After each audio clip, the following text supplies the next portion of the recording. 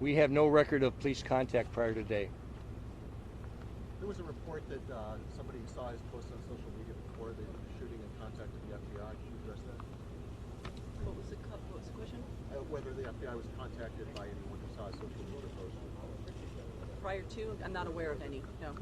We're also hearing that he attempted to live stream the attack, but something happened. Can you confirm that that may have been? I can't confirm that right now. No. Sheriff, do you know if any Sheriff, explosives during the last news conference, inside? Do you know if any explosives were found inside? To this point, no explosives have been found at the synagogue. And are dozens still inside the synagogue right now being questioned? Yes. Was the rifle the only weapon confiscated? As far as I know, yes, that's correct. Was there any exchange of gunfire during his arrest? No, there was not.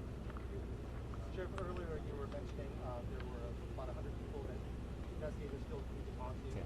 Have they been spoken to, or what's the status with the No, the status of the witnesses, they are still at the, my understanding is they're at the rabbi's house behind the synagogue, waiting to be contacted by FBI agents and deputy sheriffs. What would you like to say to this congregation, because tomorrow is Sunday? Typically there's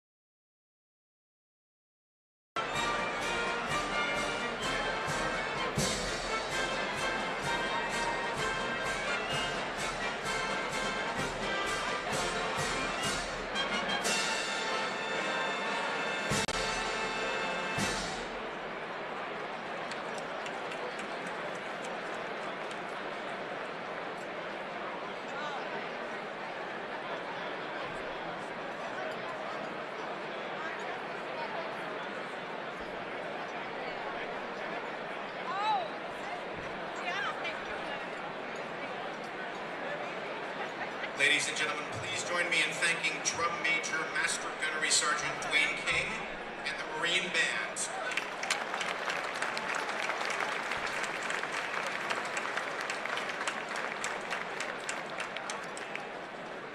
Ladies and gentlemen, seated at the head table tonight, we begin on your right. First, Attorney George Lehner of Pepper Hamilton.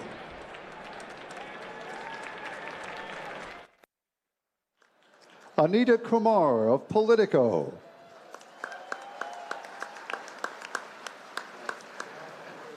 Tamara Keith of NPR.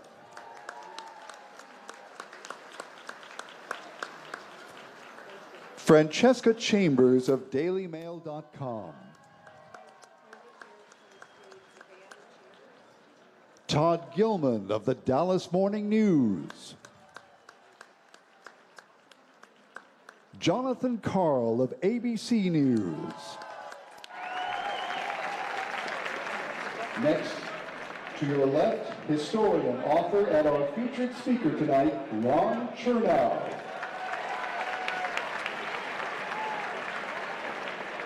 Megan Lieberman of SiriusXM. Zeke Miller of the Associated Press, Alicia Jennings of NBC News, and Doug Mills of the New York Times.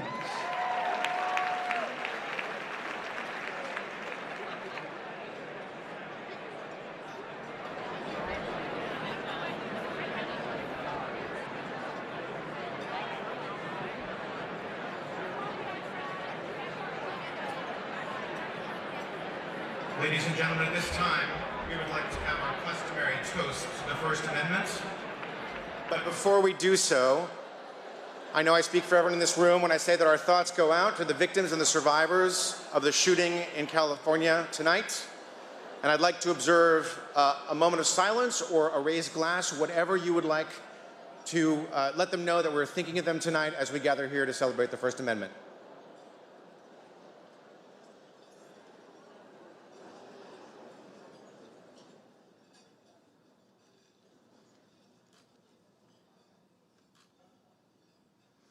Thank you for that. At this time, you have First Amendment pins next to you, magnetic, so they're not going to damage your lovely finery. Please put on your First Amendment pins, or don't. That's the beauty of the First Amendment. I'm going to ask that you keep careful track of your Austin Tice pins. That's going to be important later in the dinner program. In the meantime, thank you very much. Bon appétit.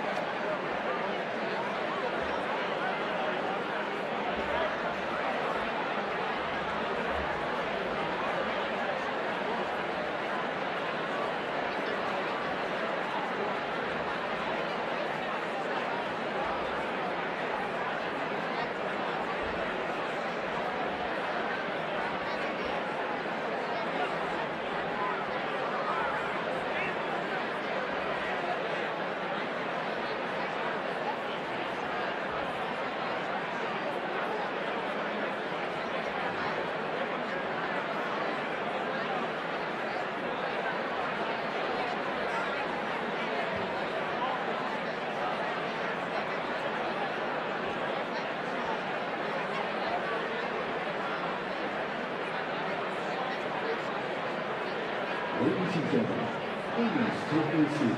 The program is about to begin.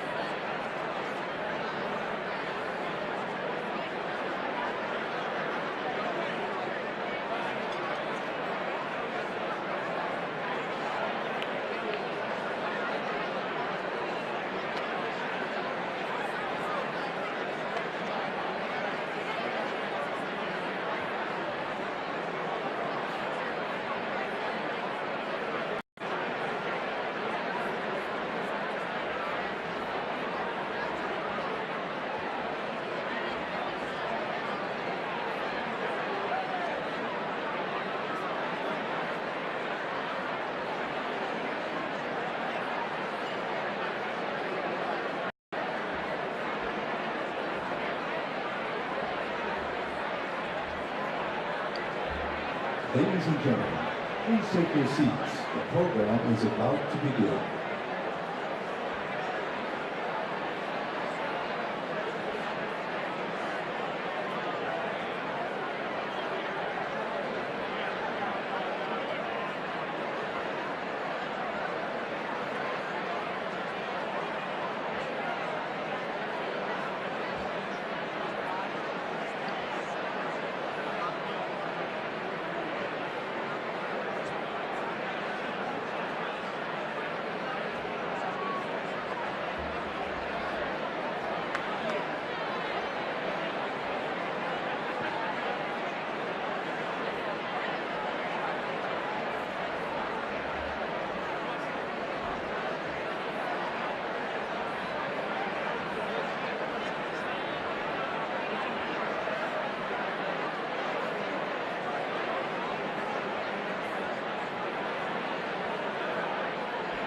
Ladies and gentlemen, please take your seats. The program is about to begin.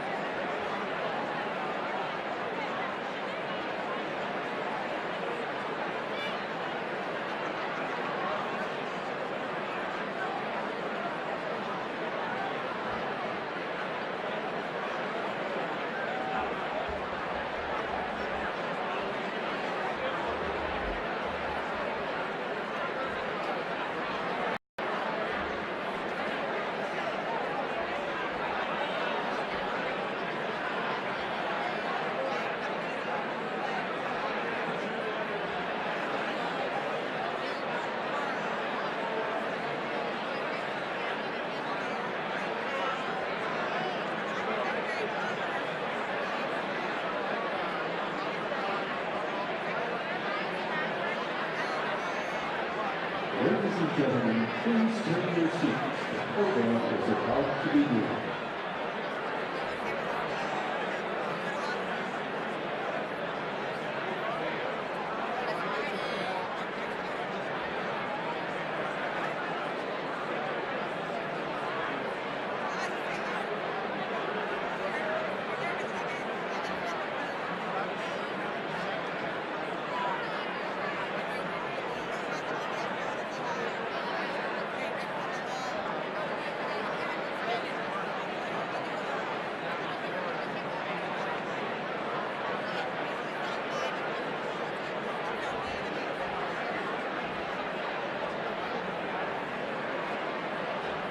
Ladies and gentlemen, please take your seats.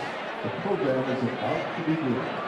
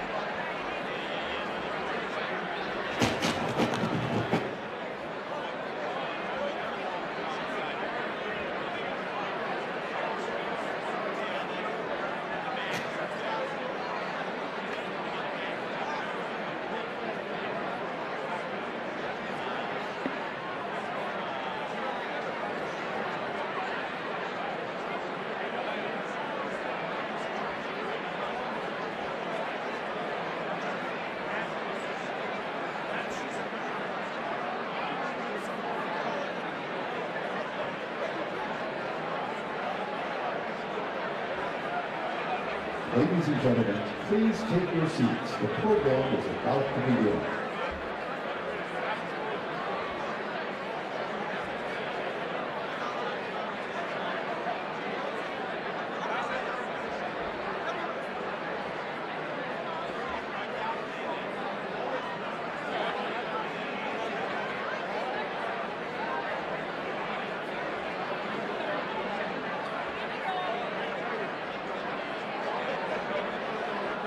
Ladies and gentlemen, once again, please welcome Olivia Knox.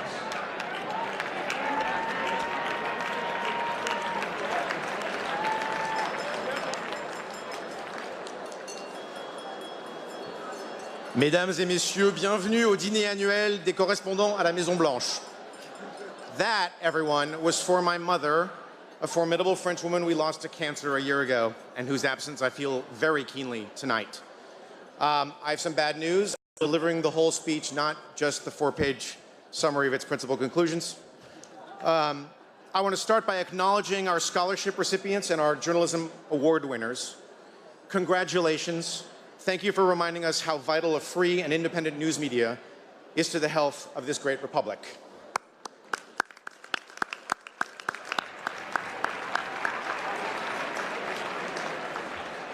One thing that this position teaches you is gratitude, and so I have a lot of thank yous. Please bear with me. Thank you first and foremost to my family and to dear friends from near and far who came here tonight. Thank you to all the members of the White House Correspondents Association. Thank you to our guests, Democrats, Republicans, independents, foreign diplomats, men and women who serve this country in uniform, united here in support of the First Amendment. Which reminds me, in the rush to an ad-libbed punchline, I overlooked a piece of business. Ladies and gentlemen, to the First Amendment.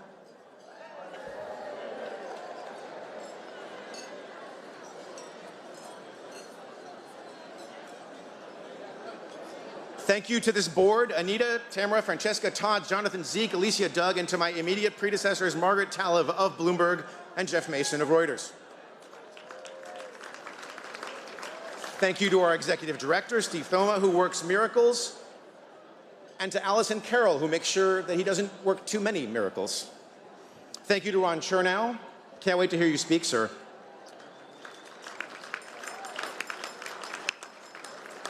Thank you to Megan Lieberman and the entire team at SiriusXM for your support and your patience and the professional opportunities you've given me. And to Yahoo News, and to my first home in journalism, Agence France Presse. Thank you to Greg Hoy and his team at Happy Cog for overhauling our website. Thank you to American University for being our partners in a new project to encourage investigative journalism featuring a $5,000 annual prize. Looking out into the audience, thank you to advocates from the Committee to Protect Journalists, and as well as to the President of the National Association of Black Journalists, Sarah Glover. This is a big one. Thank you to the staff here at the Washington Hilton. Your professionalism and your warmth, your attention to detail have always made this a special event. And a very special thank you to someone whose counsel has always steered us in the right direction, but whose particular talents got an unusually robust workout this year, our lawyer, George Lehner.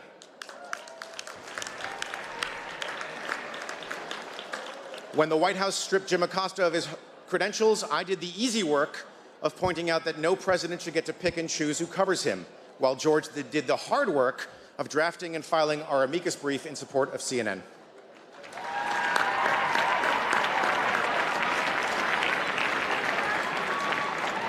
And that gets us, in an admittedly roundabout way, to this president. I don't want to dwell on the president. This is not his dinner, it is ours. And it should stay ours. But I do want to say this. In nearly 23 years as a reporter, I've been physically assaulted by Republicans and Democrats, spat on, shoved, had crap thrown at me. I've been told by senior administration officials of both major parties that I will never work in Washington again. And there was a brief moment in Afghanistan when I thought a soldier not quite old enough to shave would shoot me dead for the crime of taking a picture inside the presidential palace. And yet, I still separate my career into the period before February of 2017 and what came afterwards. And that's because February 2017 is when the President of the United States called us the enemies of the people. A few days later, I was driving my then 11-year-old son somewhere, probably soccer practice, when he burst into tears and asked me, "Is Donald Trump going to put you in prison?" At the end of a family trip to Mexico, he mused that if the president tried to keep me out of the country, quote, "At least Uncle Josh is a good lawyer and he'll get you home." Hey, Uncle Josh. I've had to tell my family not to touch packages on our stoop. My name is on a statement criticizing the president for celebrating a congressman's criminal assault on a reporter. I've had death threats, including one this week. Too many of us have. It shouldn't need to be said in a room full of people who understand the power of words, but fake news and enemies of the people are not pet names, punchlines, or presidential.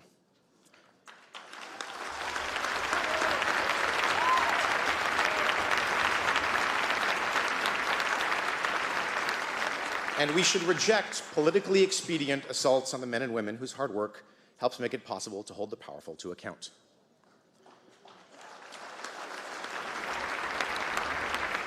That said, we can't lose track of attacks on the free press in a global context. So remember earlier I said that the Austin Tice pins would become important later? Please turn your attention to these pins. They were provided by Reporters Without Borders. Thank you to RSF.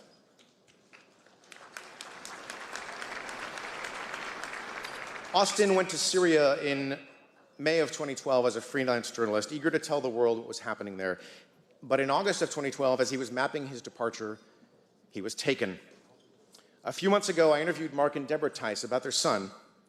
And when Mark and Deborah asked me whether I would use this event to shine a light on his plight, it was really easy to say yes.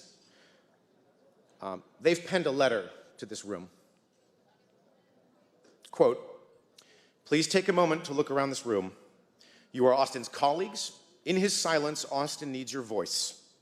We ask that you take every opportunity to raise your voice from the newsroom to the White House. Take every opportunity to emphasize the importance of a free press and to speak out for the protection of journalists.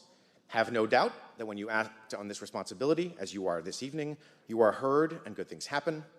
The public becomes more aware of the risks you take and is motivated to speak out with you. The halls of power echo and become channels of support. Freeing detained journalists becomes a priority. Your sustained advocacy helps bring them home. We know it will help hasten the day when we finally see our son walk free. So we thank you all for using your voices tonight, tomorrow, and every day. We eagerly look forward to the day when Austin will be here to thank you personally."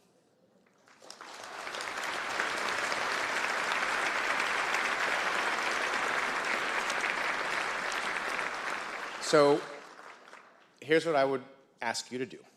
Take your Austin Tice pin, think of him, and then pick another journalist anywhere in the world who's been targeted with violence, beaten, wrongfully imprisoned, retaliated against in some way. Pick anyone. I'm thinking of Austin and two Reuters reporters, Wallon and Cha So-yu, imprisoned in Myanmar after they uncovered a massacre. But unfortunately, the list is long and getting longer. Names like Marie Colvin, Jamal Khashoggi, Chris Hondros, Lyra McKee, Fezi Shamarai, our colleagues at the Capital Gazette. When you've picked a name to go with Austin's, please raise your pin. If you want to raise a glass too, that's fine. Personal preference, I think it's weird to honor journalists with a moment of silence. So I'm thinking of Austin, thinking of Cha So-yu and Wallon, and to all the journalists around the world who are suffering for their craft.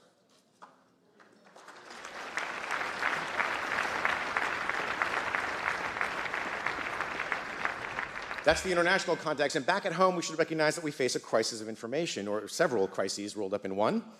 Our privacy is constantly in danger, and powerful corporate interests vacuum up our habits and slice and dice them to extract maximum profit. Broad swaths of the public mistrust the news media, making it difficult to make decisions from a place of differing ideologies but shared facts.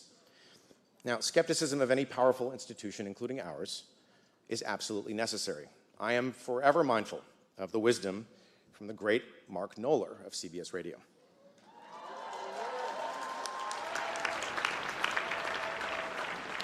who said, after a 2004 campaign rally that featured an unusually hostile welcome for the news media, Mark said, "Well, I'm one of us, and I don't like us very much." We should keep that in mind. We should also keep in mind that a rejection born of reflex but not reflection is dangerous. What's also dangerous is the incredible erosion of local and regional reporting. And that's why I'm pleased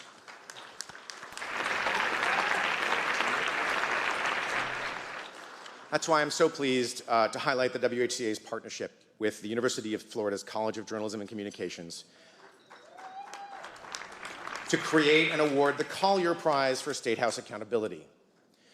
This award gets its name from the founder of Collier's Weekly, Peter Fenelon Collier, whose descendant Nathan, I believe, is here tonight. Thank you, Nathan, wherever you are. If you're here, please stand.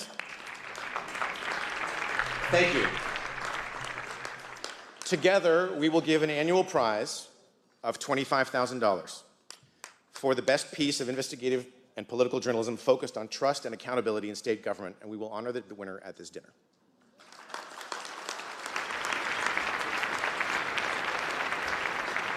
Considering the magnitude of the problem, this is not a solution, but I hope it's a call to arms.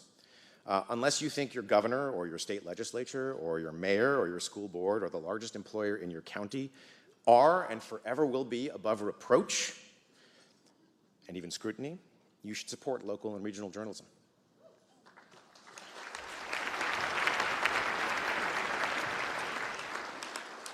Finally, I'd like to ask every person in this room who covers the White House in any capacity to please stand. And if you're a past president of the White House Correspondents Association, please stand.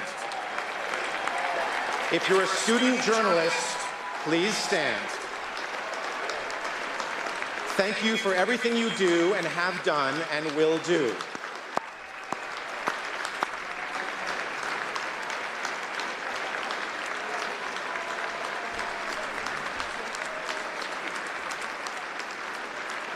Thank you.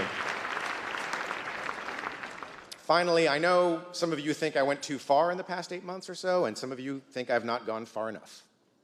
To those of you who've worked to hold me accountable with candid advice or thoughtful criticism, thank you, really, thank you.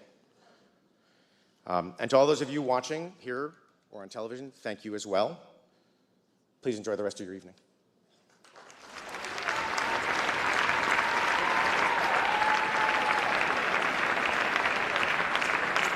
I'd like to have Zeke Miller and Francesca Chambers up to award our scholarships.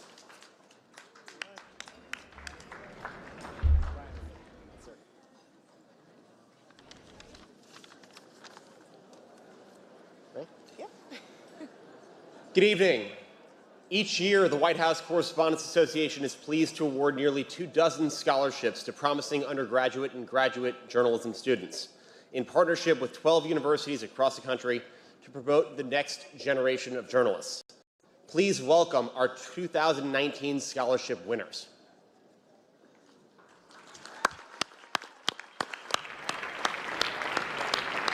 There they are.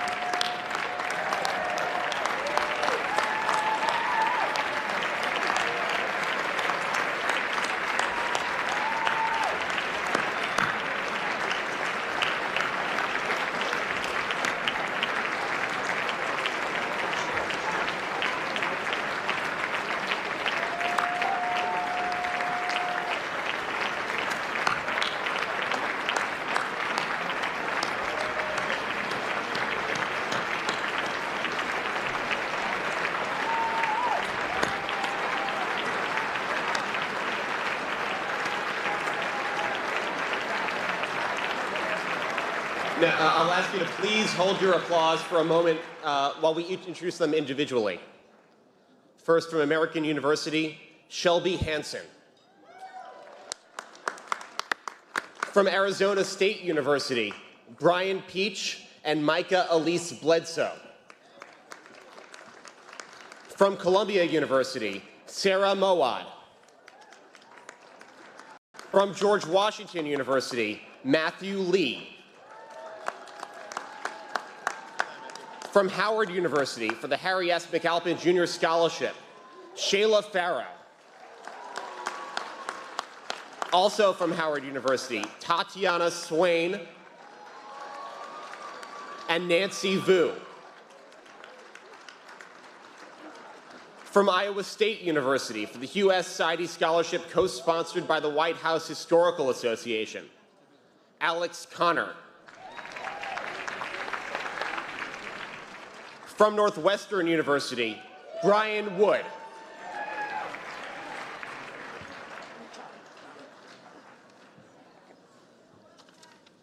Also from Northwestern University for the Deborah Oren Scholarship, Jessica Ashley Floyd. Beverly Banks. From Ohio University, Abby Marshall. Winter Wilson. Maggie Campbell. From the University of California, Berkeley, Katie Roosh. From the University of Maryland, Veronica Canales. From the University of Missouri, Uliana Pavlova. Yenchi Shu. Anika Marilees. Additionally, the Trust in Reporting Scholarship, co-sponsored by Thomson Reuters, is offered at Arizona State University and Grambling State University. Unfortunately, neither winner could make it to the dinner. Ladies and gentlemen, please join us in giving a round of applause for the 2019 scholarship winners.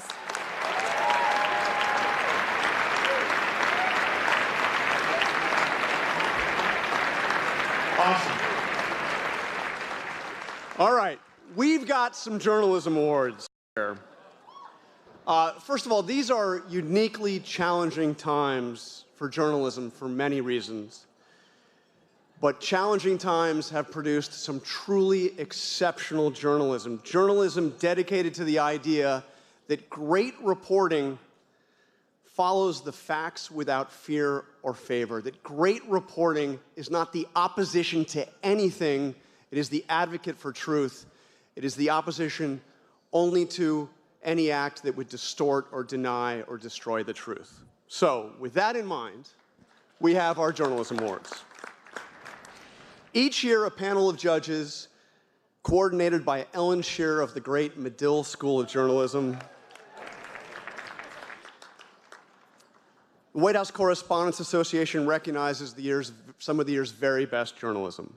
These awards recognize individual achievement, but I truly believe, especially this year, this is achievement that we can all take pride in. So, the first, the Aldo Beckman Award.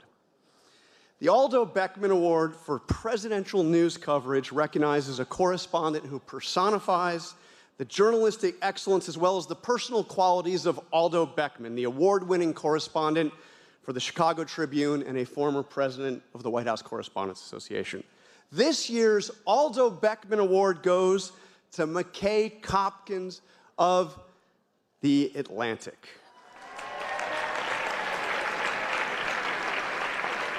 So, McKay, I want to read a little bit from the judges. I love this description. They say, reading McKay Copkins' stories is sheer joy. Amazing storytelling. His profiles of key players in the Trump administration, the judges write, were impossible to put down, sewing together a lot of detail to create complex portraits that increased our understanding of the current administration. So, McKay. Congratulations.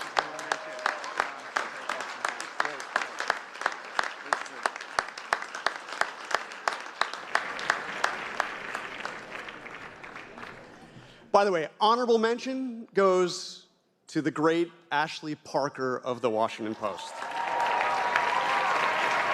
Okay. Next up, the Merriman Smith Award. The Merriman Smith Award honors presidential news coverage under deadline pressure. The award is in memory of the legendary Merriman Smith of United Press International, a White House correspondent for more than 30 years.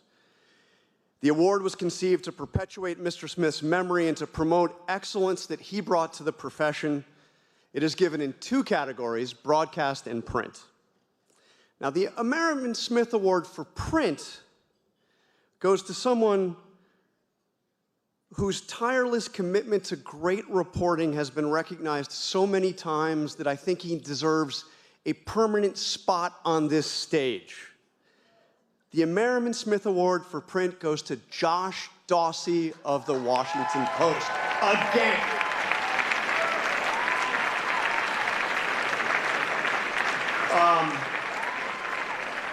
Specifically, it's for Josh's story, and this is an exact quote from the headline of his story. Trump derides protections for immigrants from shithole countries. I'm sorry, Mom, those are not my words. From the judges, Josh Dawsey relied on multiple sources for his exclusive report on the language used by President Trump in a meeting on immigration with members of the Senate. Dawsey worked on deadline but added context and detail as he worked the story. His entry epitomizes the criteria for the award: speed, accuracy, objectivity, and initiative. So the Merriman Smith Award, the great Josh Dawsey.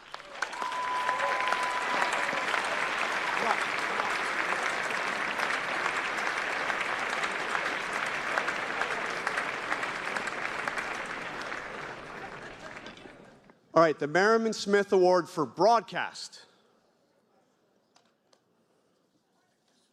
goes to Ed Henry of Fox News.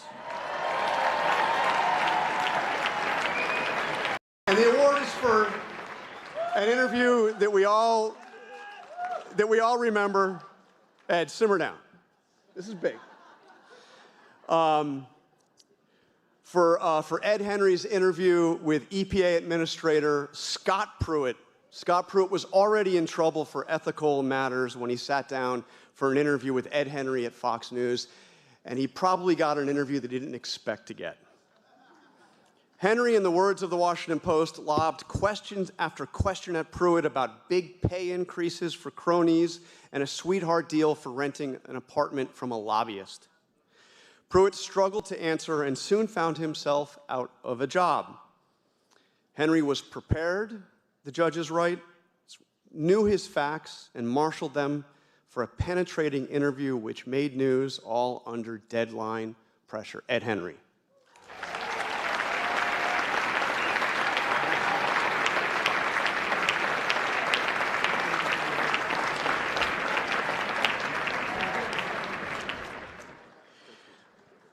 Honorable mention for the Merriman Smith Award for Broadcast goes to CNN for its coverage of the confirmation vote of Brett Kavanaugh.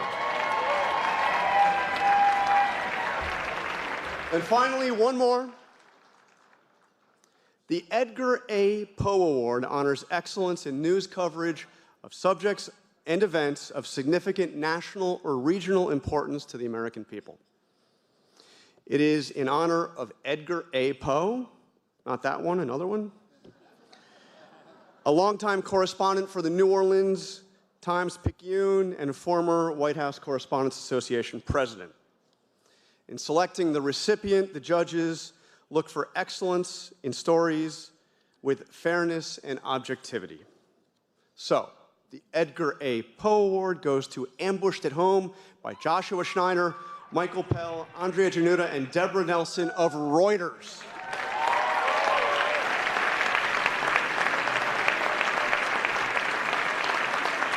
The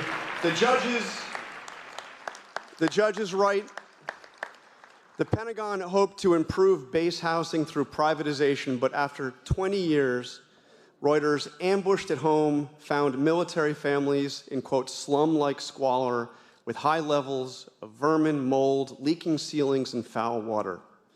Using data, meticulous record searches, and reporting with often reluctant sources, the report showed endangered families with little recourse, a military that often looked the other way, and private investors who profited.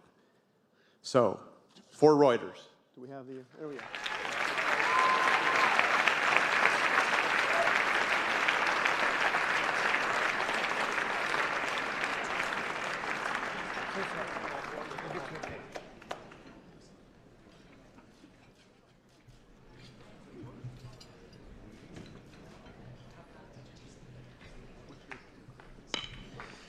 And one last honorable mention For the Edgar A. Poe Award goes to Hidden Cost by the Weather Channel and Telemundo. Thank you all, and thank you to our judges, and congratulations to the winners.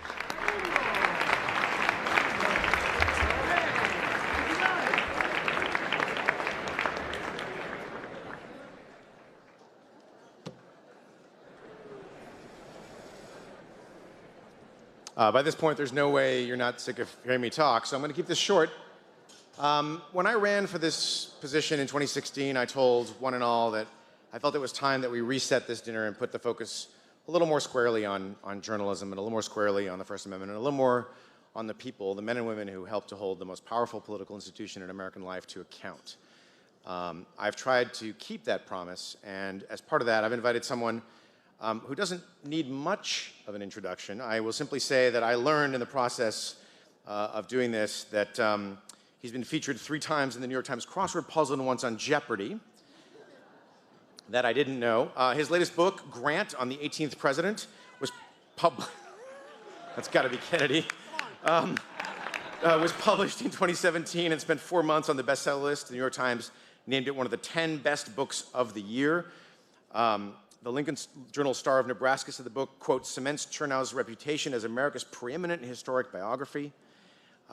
You, of course, know about that other little book that got a little bit of attention called Hamilton, maybe? I asked Ron to put the current moment in historical context, didn't tell him what to say, told him roughly how long he had to say it. Please join me in welcoming Ron Chernow.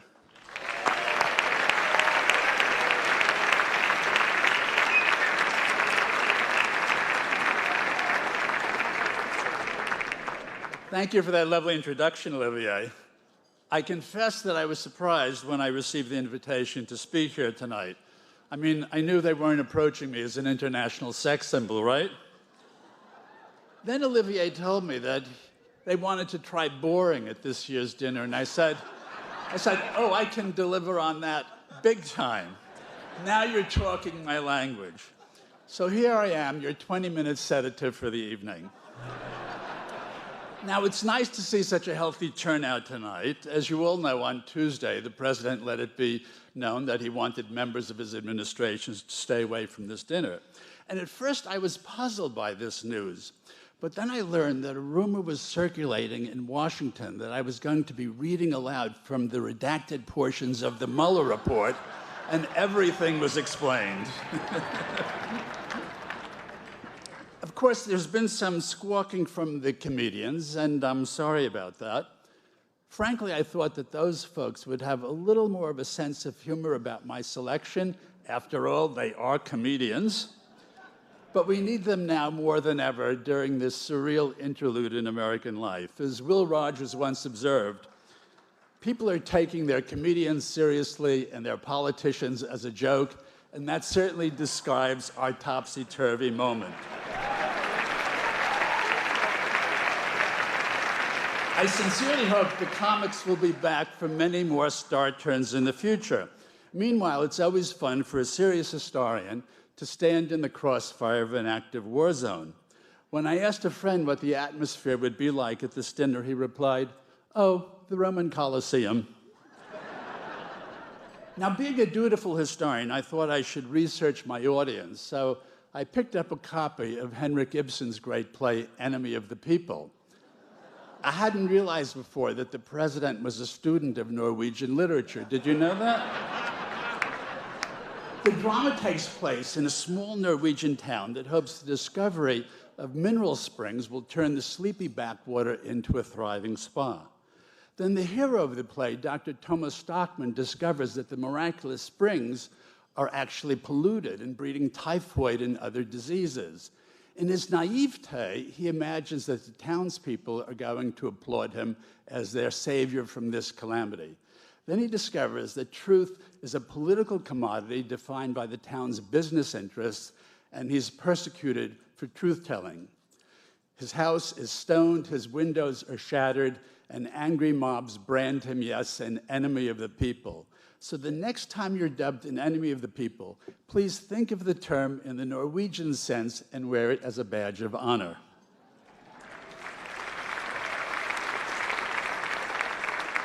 Now, I'm delighted to make a spirited case tonight for the First Amendment. We now have to fight hard for basic truths we once took for granted. We gather here in perfect security because of a little piece of parchment called the Bill of Rights that has acquired the status of American scripture.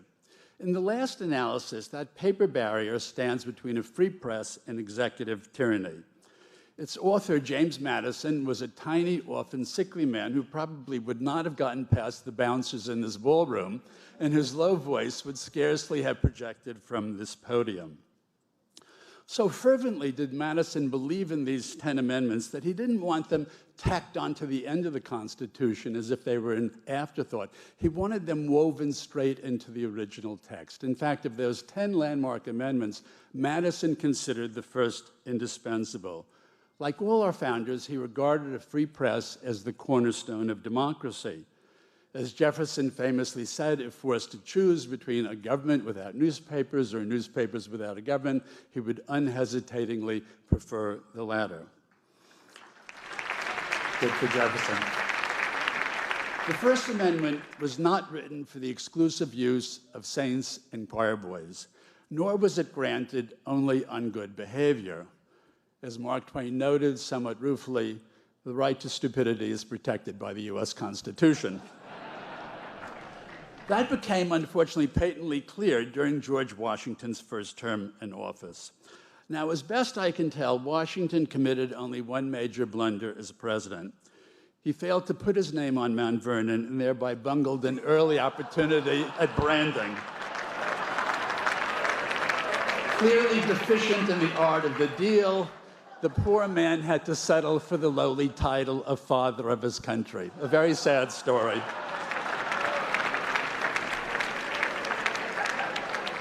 The press of the early republic was as ferociously partisan as anything we see today. In that golden age of character assassination, writers murdered reputations while hiding behind Roman pseudonyms. Washington became the victim of the most preposterous slander when the opposition press charged that he'd been a secret British agent throughout the Revolutionary War. Obviously, the British had gotten a very poor return on their investment. Now, some of the most blistering attacks against Washington came from an unexpected source. His Secretary of State, Thomas Jefferson, had hired a poet named Philip Freneau as State Department translator. Now, Freneau was perfectly qualified for the translator job, except for one small detail. He knew only a single foreign language. In truth, Jefferson had recruited him to found a party organ called the National Gazette that would publish slashing broadsides against the very president that Jefferson served. Freneau performed his task with such malicious gusto that he used to drop off copies of his incendiary paper on Washington's doorstep every day. Now, it's hard to convey the anguish that seized Washington's mind as he reeled from press criticism. One day, Freneau printed a cartoon showing Washington being beheaded a la Louis XVI. This was the period of the French Revolution. In his diary, Jefferson recorded Washington's towering rage. The president was much inflamed, got into one of those passions when he cannot command himself, and said that rascal Freneau sent him 3 of his papers every day as if he thought he would become the distributor of them. A very 18th century form of chutzpah, eh?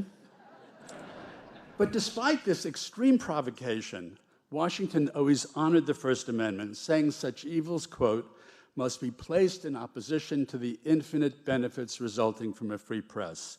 Like every future president, Washington felt maligned and misunderstood by the press, but he never generalized that into a vendetta against the institution. In fact, when he wrote his farewell address, he never delivered it in person. He had it printed in the newspapers so that readers could digest it and consider it. My main theme here tonight is that relations between presidents and the press are inevitably tough, almost always adversarial, but they don't need to be steeped in venom.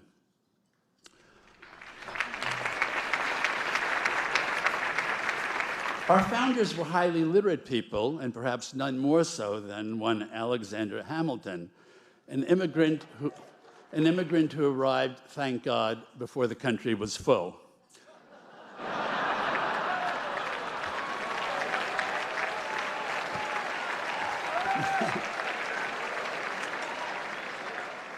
Frankly, I don't know why they let the guy in. Clearly, somebody had slipped up at the southern border. Now, Hamilton was a human word machine. When Columbia University Press published 27 thick volumes of his collected papers, the editor used to joke that he wanted to dedicate the entire voluminous edition, quote, to Aaron Burr, without whose cooperation this project would never have been completed. Hamilton had a flourishing career as a journalist as well as government official, founding the New York Post long before its page 6 incarnation.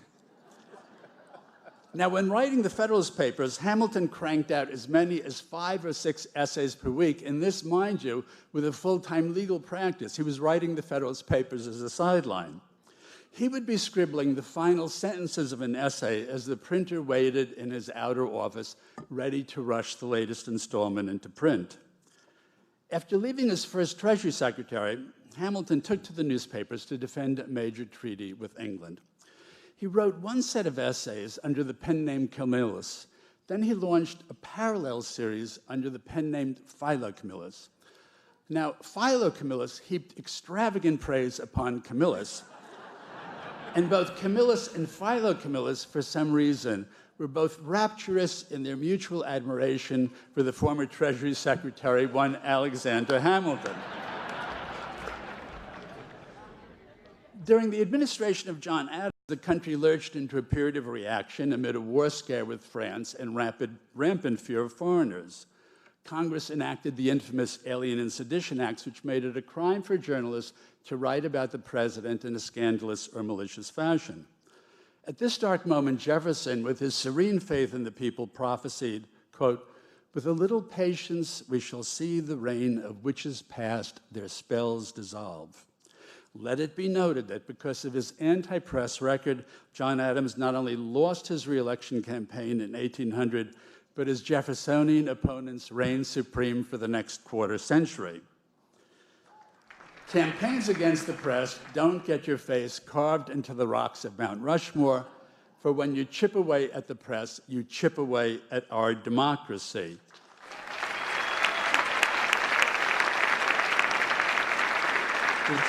The tribunal of history does not deal leniently with presidents who punish the free press.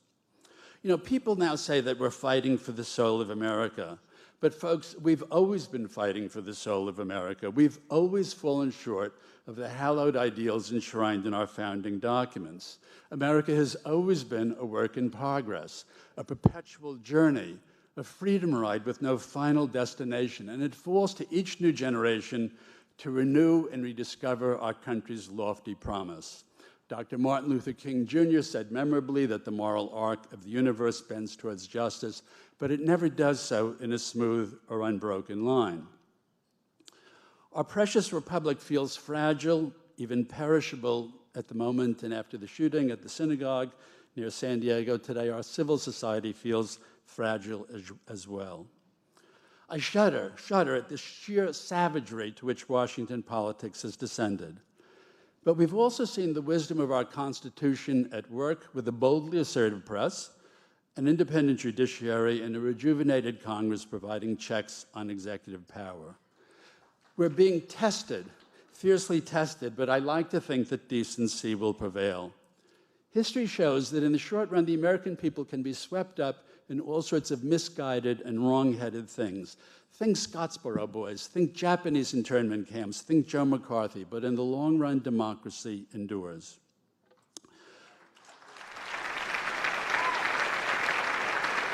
You know, during the Civil War, we battled each other not with ballots, but with battalions. We slaughtered 750,000 of our fellow citizens, maiming millions more. Amputees hobbled through every American town. Toward the end of that bloody conflict, a chastened but still hopeful Abraham Lincoln sat around a Virginia campfire with his Chief General, Ulysses S. Grant. And Lincoln quoted his Secretary of State, William Seward, as saying, quote, that there was always just enough virtue in this republic to save it, sometimes none to spare, but still enough to meet the emergency. Like Lincoln, I believe devoutly in that saving remnant of grace in our country. We've fought horrific wars, weathered massive depressions, and ended the unspeakable cruelty of slavery and Jim Crow. America has always been at its greatest, not when it boasted, not when it blustered, but when it admitted its mistakes and sought to overcome them.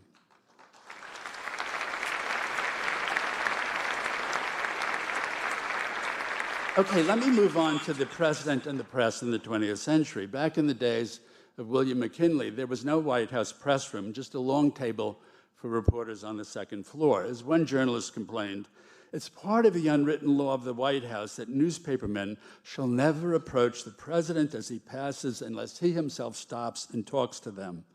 A rather royal conception of the presidency with no shouted questions allowed. In those more innocent days, reporters still shielded the private lives of presidents. Let me tell you how Warren Harding got the Republican nomination in 1920. Party bosses summoned Harding to the proverbial smoke-filled room in Chicago, and they asked him point blank if he had any damaging personal issues they should know about. Now, Harding, a married man, drank heavily and gambled freely. He'd had a 15-year affair with his best friend's wife, and he had a mistress and an illegitimate baby right there in Chicago. In fact, his young mistress sat in the balcony of the convention hall enjoying the speeches. But Harding assured the party bosses that he couldn't think of a single personal problem to worry about. And he got it. Of course, the press would grow bigger and more intrusive as the century progressed, and relations with the White House would grow ever more acrimonious. Even though it may seem wistful and naive and a touch quixotic, I would like to keep alive tonight the fading memory of more civilized dealings between chief executives and the news media. Call it a museum of presidential decorum. At this confrontational moment in American politics, we must recall that civility has been an essential lubricant in our democratic culture, and that our best presidents have handled the press with wit, grace, charm, candor, and even humor. After McKinley's wooden formality, Teddy Roosevelt, of course, proved a virtuoso in dealing with the press. The prolific author of 45 volumes, TR devoured a book a day in the White House and seemed to retain all of them. One novelist who brought a new book to dinner at the White House was amazed that the president had read it by breakfast the next morning. Such a literate president enjoyed a natural affinity with the press corps. TR devised a midday ritual called the barber's hour, in which reporters would cluster around him as he was being shaved. The babbling president would spout a never-ending stream of opinion, while his poor barber, bobbing and weaving with his razor, gamely tried to shave TR without slitting the presidential throat.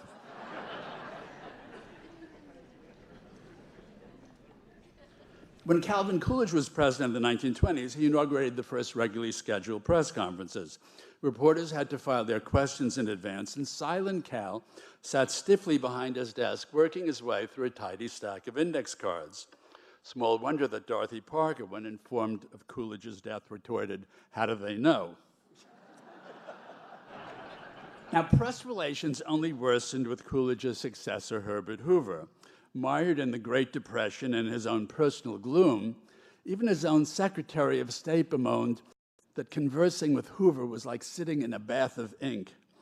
The president hired a hapless press secretary who proved so unpopular that one reporter quipped, quote, "It was the first known instance of a rat joining a sinking ship."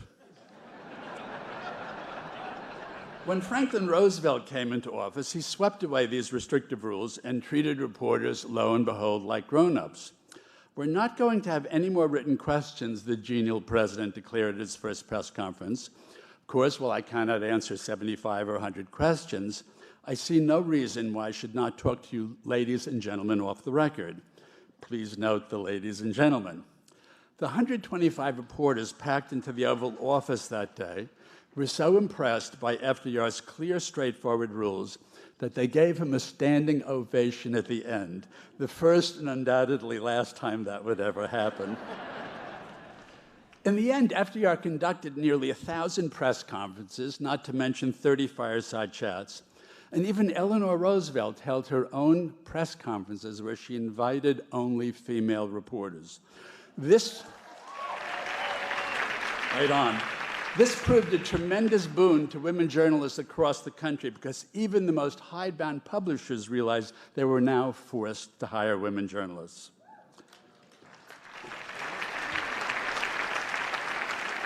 Of course, when it came to wit and charm, John F. Kennedy probably retired the prize. His memory reminds us how far a little self-deprecating humor can go. Remember modesty?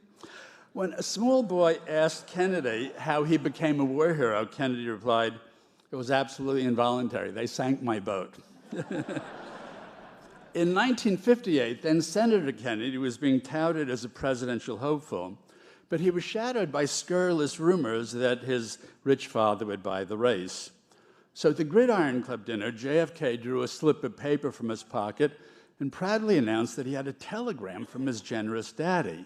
He read aloud, "Dear Jack, don't buy a single vote more than is necessary. I'll be damned if I'm going to pay for a landslide."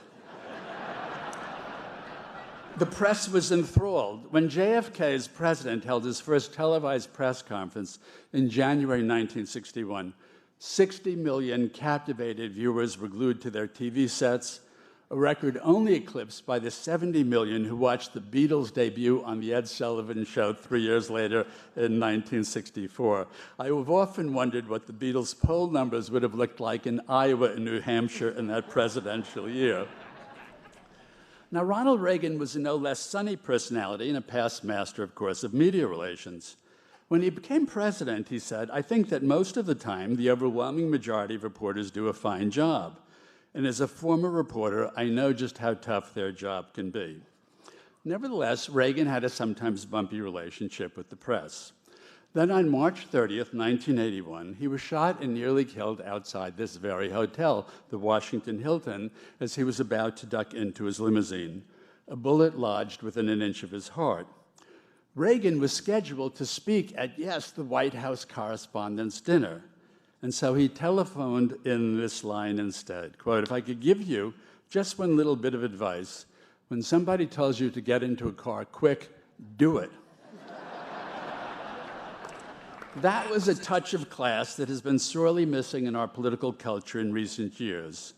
It was a subtle reminder that whether Republicans or Democrats, we are all bona fide members of Team USA and not members of enemy camps.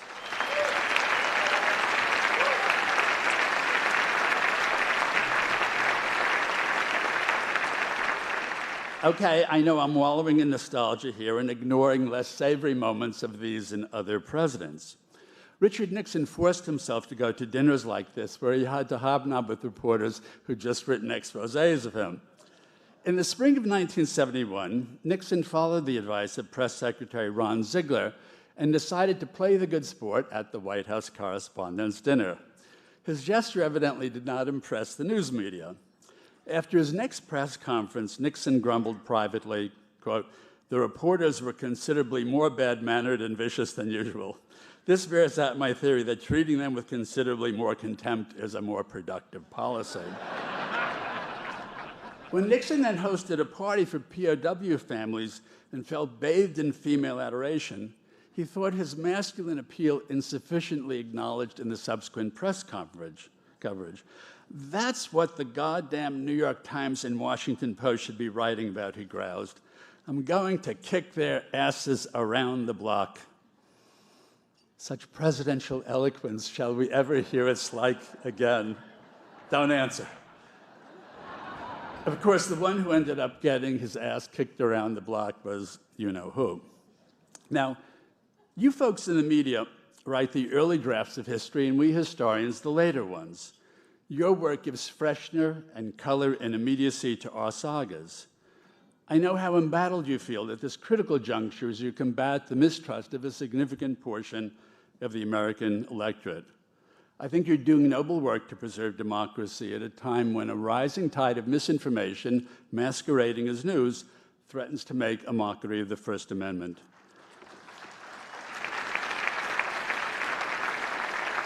There are so many journalistic fakes and forgeries out there. that the genuine article can become devalued and debased.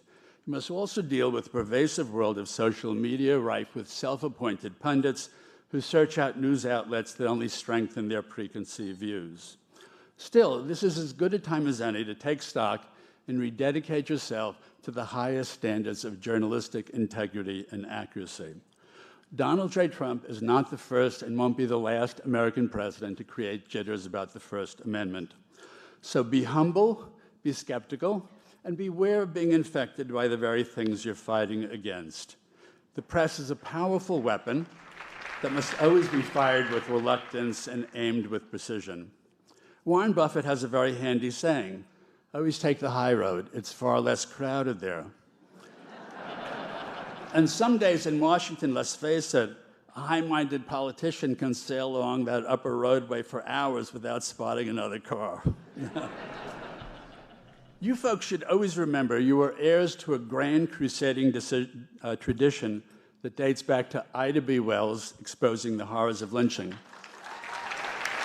Jacob Riis, the misery of Manhattan slums.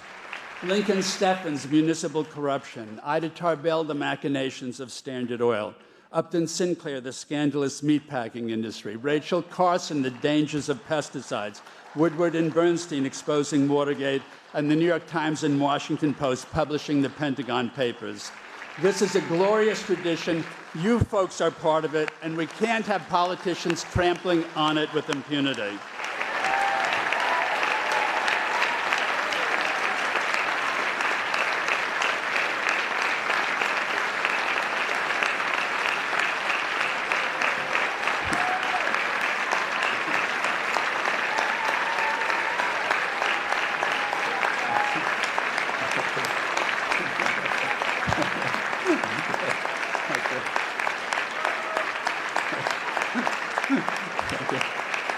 I'm sorry to report I'm not finished.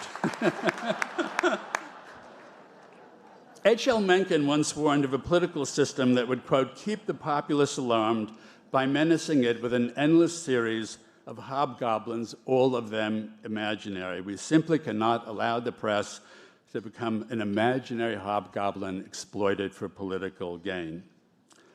The thing that troubles me most at the moment is the sustained assault on truth, or at least a cavalier disregard of it, both here and by autocratic regimes abroad. As John Adams said, facts are stubborn things and our wishes cannot alter them. Facts are the foot soldiers of our respective professions, do the hard marching and should wear no ideological coloring. Without the facts, we cannot have agreement in our badly divided nation. More importantly, without the facts, we cannot have an honest disagreement. I applaud any president who aspires to the Nobel Prize for Peace, but we don't want one in the running for the Nobel Prize for Fiction. Ulysses S. Grant wasn't a flawless president, but he was a stickler for the truth. One day in the White House, Grant was busy when a stranger called. Knowing Grant was occupied, an aide informed the usher, "Tell the gentleman that the president is out." Overhearing this, Grant grew outraged. "No, don't tell him that. Tell him I'm engaged and must be excused. I never lie for myself and do not want anybody to lie for me." That's a powerful example that all presidents should emulate. You know, we've seen past administrations threaten the press directly, whether it be Lincoln shutting down disloyal papers during the Civil War, or Woodrow Wilson stifling dissent with the Espionage Act in World War I. But what is happening today is perhaps even more insidious, a relentless campaign against the very credibility of the news media. Even the smartest courtroom lawyers can't defend the press against such vague and sweeping attacks. You folks can only preserve that hard-won credibility in one way, with solid, fair-minded, accurate, and energetic reporting.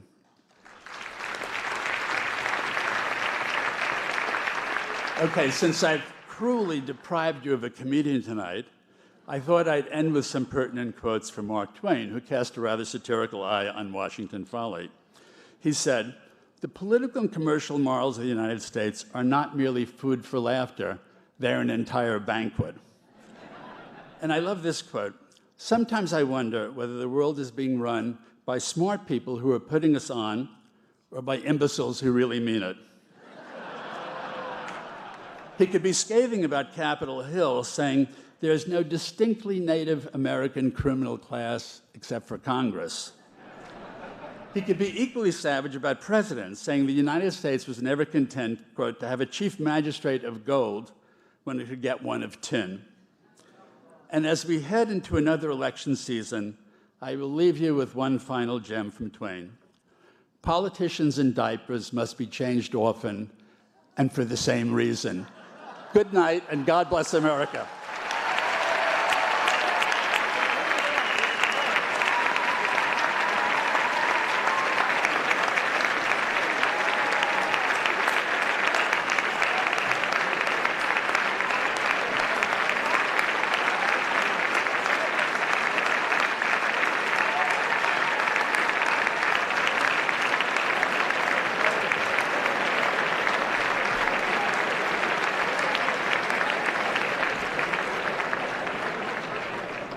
That's a slightly awkward segue to my point that John Carl is succeeding me.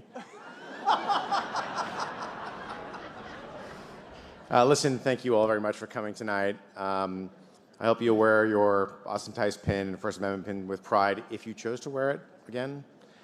Thank you very much. It's meant the world to me. My term ends only in July, but it's sort of customary to consider the WHCA president kind of a lame duck at this point. Thank you, everyone. Again, thank you to this board, and thank you to all the WHCA members and all those of you who came out here tonight. Have a lovely night.